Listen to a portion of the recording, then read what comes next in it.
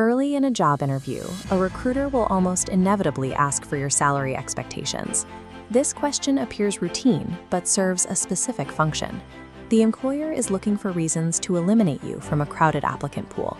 The risks are mapped in this probability tree. A number too high triggers immediate disqualification.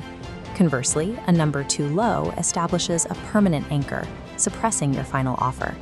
Navigating this requires a firm reservation price, waiting for a written offer, and alternative job opportunities. Managing these three elements changes the negotiation dynamic. You transition from a hopeful applicant into a business entity evaluating a potential contract. Successful negotiation is a mechanical exercise in information management. By withholding a specific number until the employer commits to hiring you, you prevent premature elimination. Your first defense is deflection. When asked for expectations before you have an offer, pivot to the unknown details of the role. You can state that without knowing the full scope of the healthcare benefits, the exact hours, and the daily expectations, providing an accurate figure is not yet possible. If the interviewer presses you for a number, move to phase 2. Ask them, what is the approved range for this role? Because this is an official, budgeted position, the company has already approved a compensation band.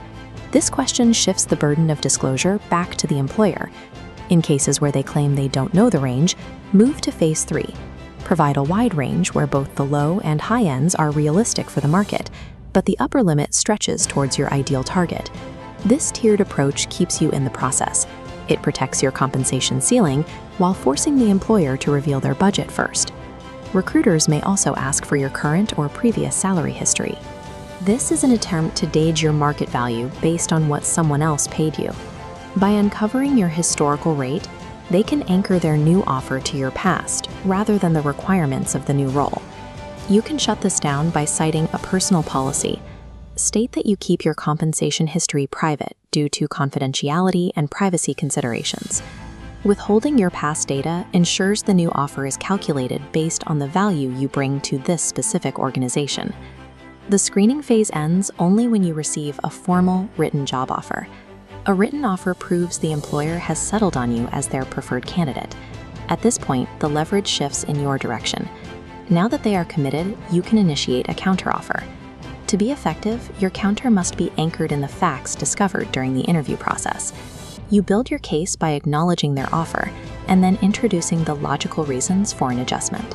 Factors like mandatory overtime, a deficit in vacation days, or travel requirements can be used to justify a move toward your target number. Maintain a calm, professional tone during this exchange.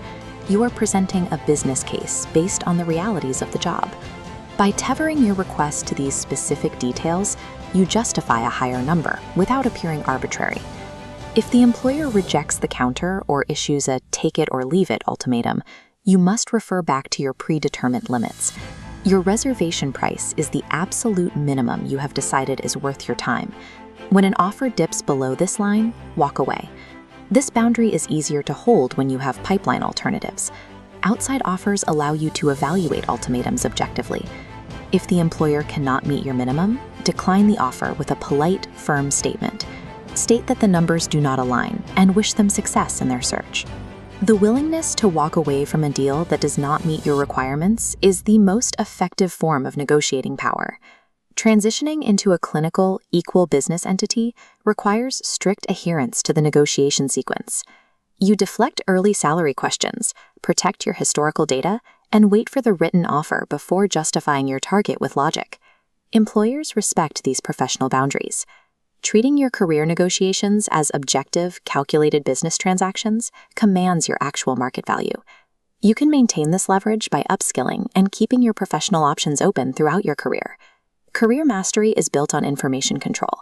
By understanding your market value and executing these tactical steps, you ensure you are paid for the value you provide.